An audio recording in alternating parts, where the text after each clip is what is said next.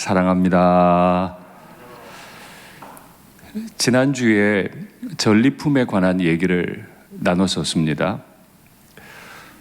전리품은 전쟁을 한 이후에 승자들만 가질 수 있는 거죠.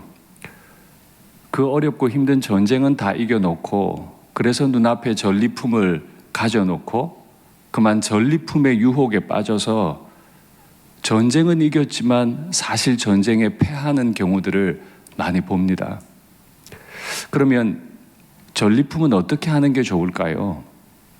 앞선 본문을 통해 우리가 확인했지만 형제들에게 따뜻하게 나누는 것이 좋습니다. 그리고 마땅히 하나님께서 승전케 하셨으니까 하나님께 바치는 것이 옳습니다. 그러나 또한 한 번 바치는 것이 아니라 두 번 바치는, 넘치는 감사로 하나님 앞에 올렸던 백성들의 모습을 우리가 보았는데, 하나님께서 우리를 승전하게 하신 그 일을 나의 공로로, 내 노력의 대가로, 보상으로 여기지 않고 오직 하나님과 우리의 지체들과 함께 아름답게 나누는 이 일을 통해 우리가 전리품에 유혹받지 않을 수 있다라고 말씀을 드렸어요. 그런데 전리품 이야기는 아닌데 오늘 아주 재미있는 얘기가 하나 나옵니다. 애굽에서 출애굽해서 나오면서 그들의 목적지는 요단강을 건너서 요단강 서편 쪽에 있는 땅 가나안에 들어가는 것이 목표였습니다. 그런데 아주 신기하게도 그들이 출애굽하면서 르우벤 지파와 갓 지파에게 이상하리 마치 그들의 소유, 목축들, 가축들이 얼마나 많아졌는지 몰라요. 12지파 가운데 이상하게 그 두 지파에게는 가축이 심히 많았다고 오늘 본문이 기록해요. 여러분께 묻겠습니다. 가축이 심히 많은 건 복인가요? 아닌가요? 많기 때문에 복이라고 할 수는 없습니다. 그러나 그 생명을 하나님이 주셨고, 특별히 그 광야 생활, 그 고된 행군 가운데서도 그 집안의 가축들을 넘치게 주셨다면 그건 분명 그 가정에 주신 하나님의 분복이라고 할 수 있습니다. 그런데 기억하셔야 되죠.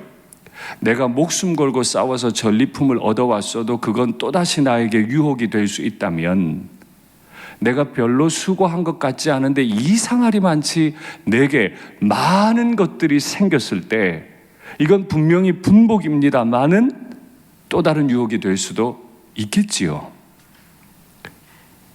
지금 이 사건이 벌어지고 있는 건 제가 오래전부터 말씀드린 것처럼 여리고를 마주보고 있는 전쟁터 바로 앞입니다.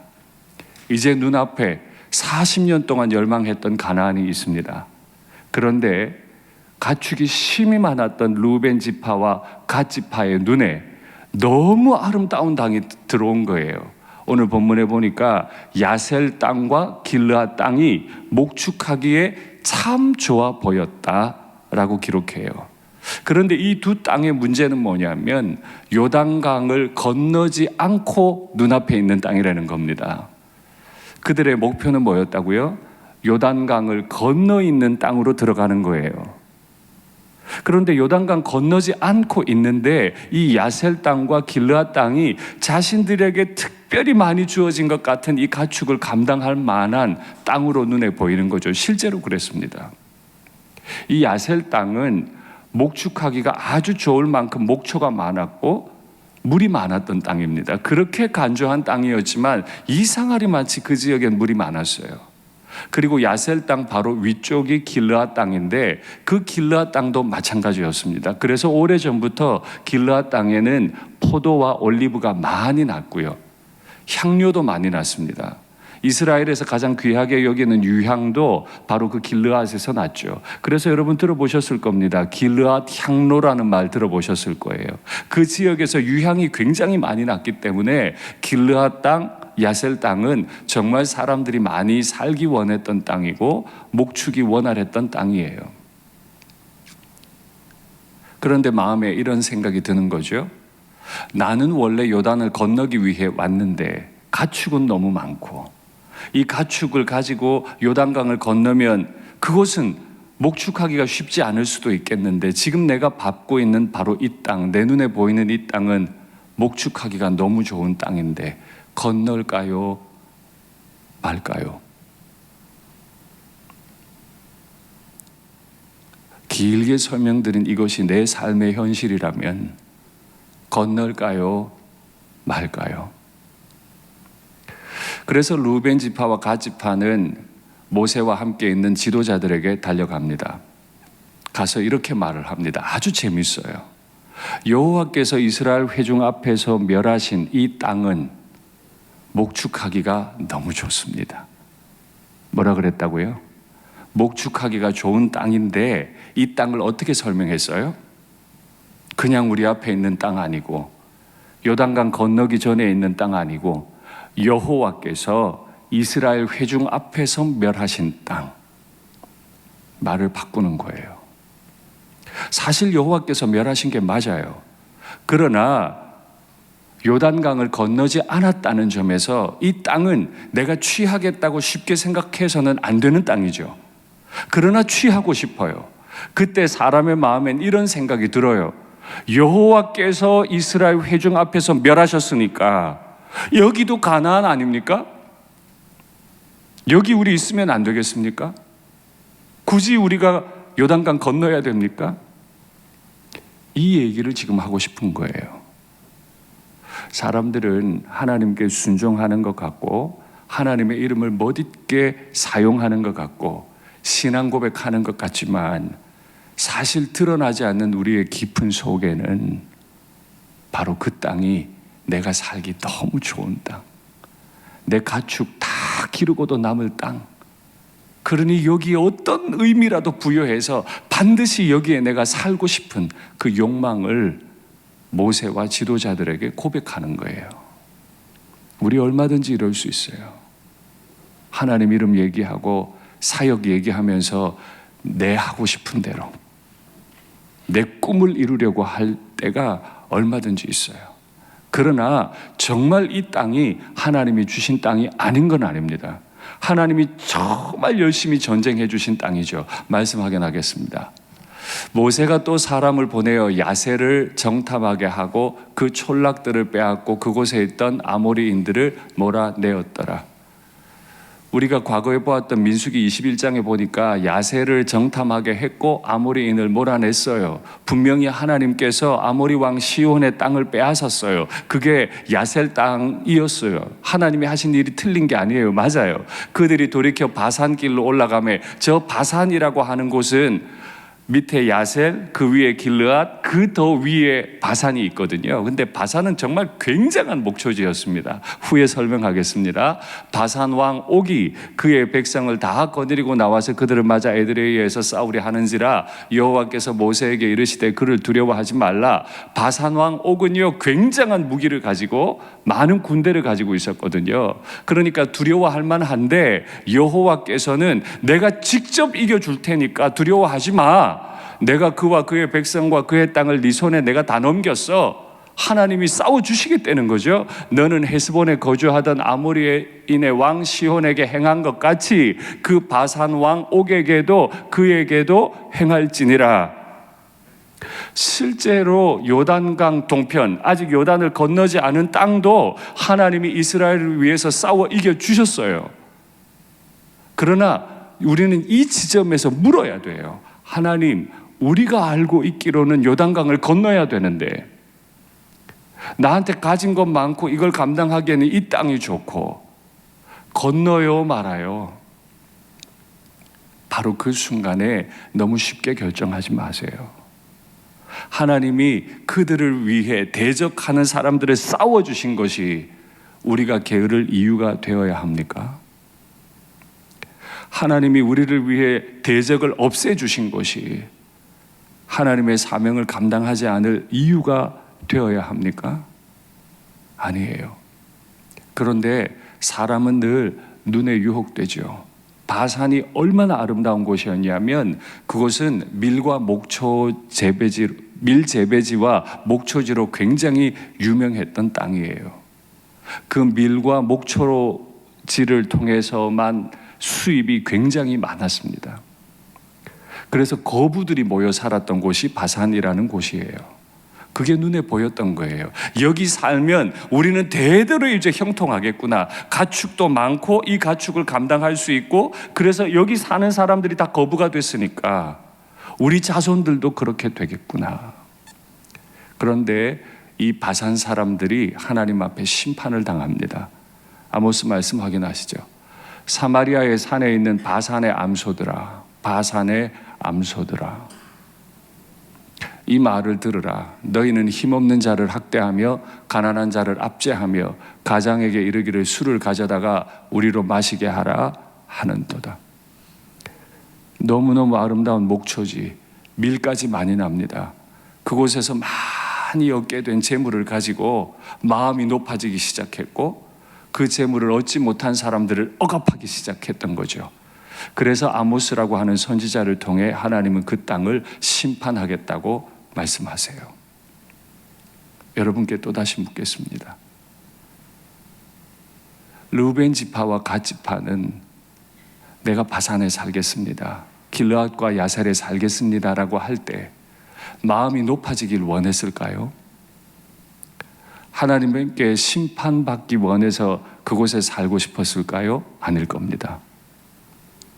그냥 여기가 좋아 보여서, 이곳에 있으면 잘 살 수 있을 것 같아서 거기 살겠다고 했을 겁니다. 그런데 이들의 입속에서 결정적인 말이 하나 나오죠. 우리를 요단강을 건너지 말게 해 주십시오. 안 묻고 말하면 안 돼요.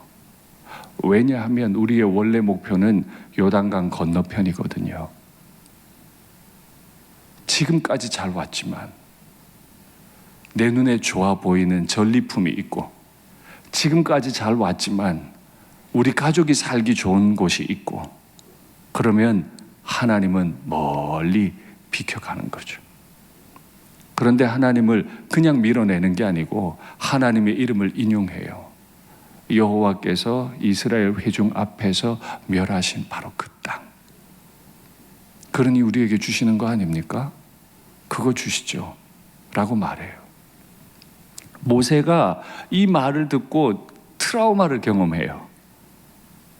너무 큰일 날 소리를 하는 거죠.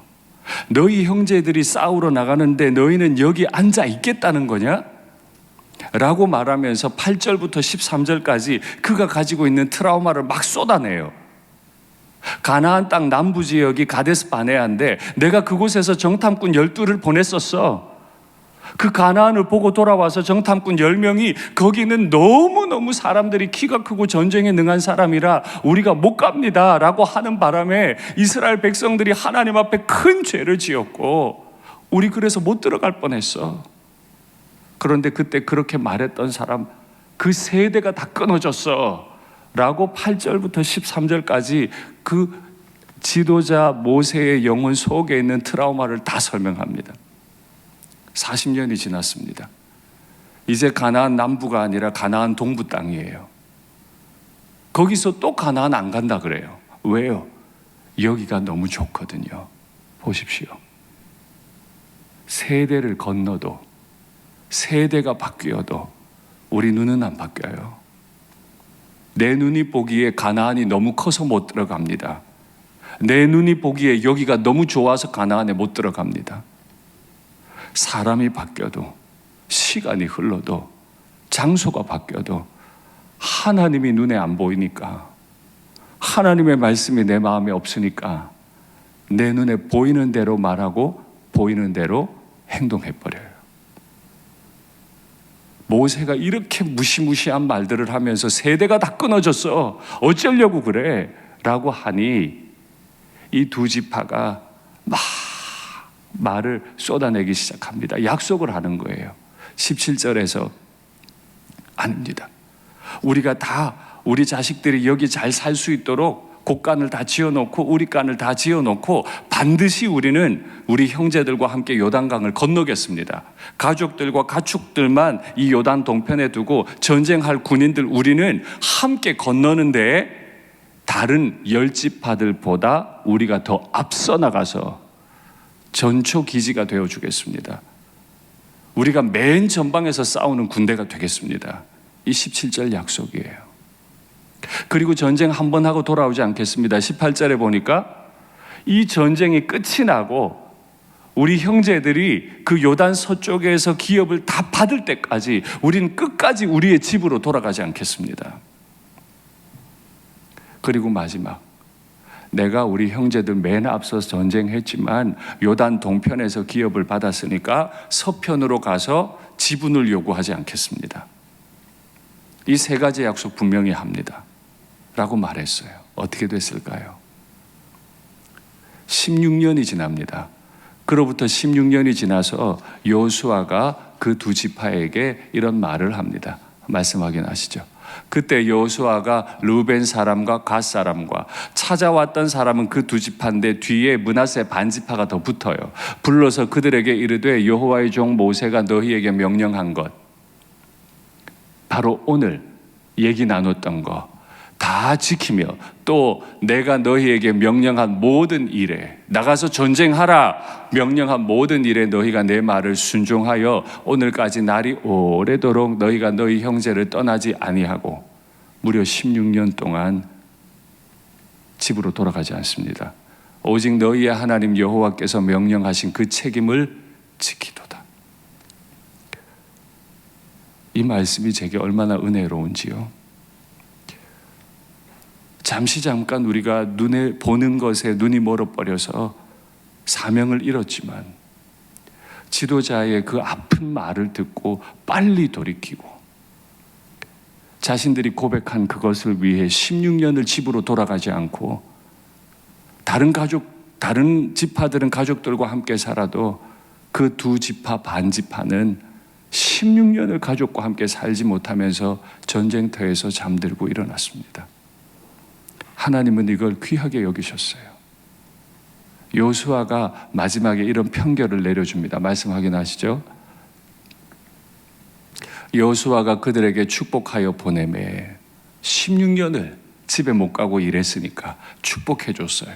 그들이 자기 장막으로 갔더라. 여호수아가 그들의 장막으로 돌려보낼 때 그들에게 축복하고 말하여 이르되 너희는 많은 재산과 심이 많은 가축과 은과 금과 구리와 새와 심이 많은 의복을 가지고 너희의 장막으로 돌아가서 너희의 원수들에게서 탈취한 것을 너희의 형제와 나눌지니라 하매.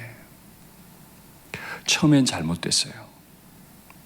그러나 지도자의 가르침을 듣고 하나님의 말씀을 듣고 16년을 한결같이 명령에 순종했더니 그들은 어떤 지분도 요구하지 않겠다고 했지만 하나님은 그들에게 축복하셔서 그들이 상상도 할 수 없었던 엄청난 재물들을 그들에게 주시고 그것을 가정으로 가지고 돌아가서 형제들과 함께 그 전리품을 다 나누라 하는 복을 받게 되지요. 두 종류의 사람이 있습니다. 처음은 아름다웠는데 끝이 아름답지 않은 사람. 반대로 처음은 아름답지 않았는데 끝이 아름다운 사람이 있습니다. 우리는 어떤 사람입니까? 일산교회 담임 목사 2018년 4월에 부임했었던 바로 그때의 모습과 지금의 모습을 비교할 때 저는 더 아름다워졌을까요? 더 못나졌을까요? 우리가 처음 하나님 앞에서 직분 받았을 그때와 비교할 때 나는 그때보다 더 아름다워졌습니까? 더 못나졌습니까? 이대로 가도 되겠습니까? 이대로 가면 내 인생 마지막 날이 지금보다 더 아름답겠습니까? 지금보다 아름답지 못하겠습니까? 우리 일산교회는 지금보다 더 아름답겠습니까? 더 아름답지 못하겠습니까? 우리의 세대가 끊어지겠습니까? 세대가 영구히 주님 앞에 있겠습니까?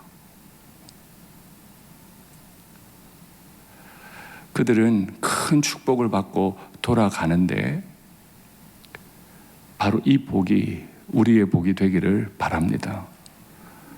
여호수아 앞에 나왔던 모세 앞에 나왔던 그 두 지파 지도자들의 말을 다 들었던 모세가 동의하게 됐어요. 너희가 정말 그거 약속하는 거야? 세 가지 약속 정말 하는 거지? 그런데 너희 그 약속 나한테 한 거 아니다. 오늘 말씀의 제목 여호와 앞에서. 오늘 우리가 다 읽지 못했지만 이 민수기 32장에는 히브리어로는 여호와 앞에서가 7번 나오고 한국어 번역으로는 8번이 나옵니다. 이 모든 말들이 모세와 그 지도자들이 주고받은 대화에서 나와요. 너희 그 3가지 약속했는데 여호와 앞에서 싸우는 거다. 예, 우리가 여호와 앞에서 싸우겠습니다. 여호와 앞에서 강을 건너겠습니다. 모세가 마음이 안 놓였는지 제사장들부터 다 불러요. 다 보는 앞에서 다시 말해요.